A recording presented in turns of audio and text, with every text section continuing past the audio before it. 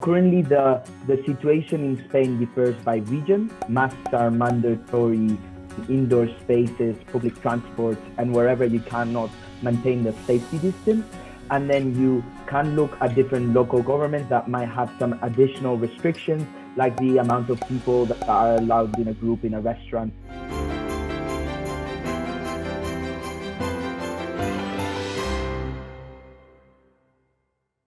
Hi, I'm Jorge. I'm from Spain and I'm currently in Madrid. I'm doing my PhD in biomedical research.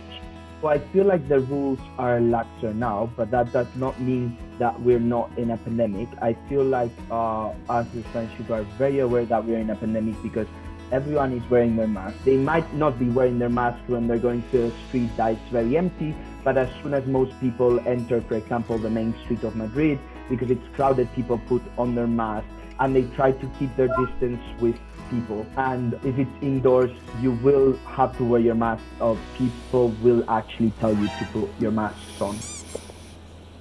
At the national level, there is no limit on how many people or of a group can be, for example, in a restaurant, indoor spaces, but local governments do have the power to enforce these kinds of restrictions. The numbers can vary. So for example, previously it was 10 people outside, 6 people inside, or if the COVID cases numbers increase, it would be like 6 people outside and 4 people inside. In Madrid, there are no restrictions on the number of people in a group in indoor spaces.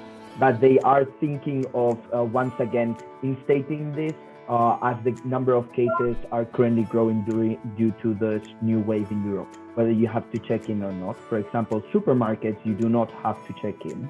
For example, gyms, in gyms, normally you have to book a certain hour, so they know at which hour who has been there.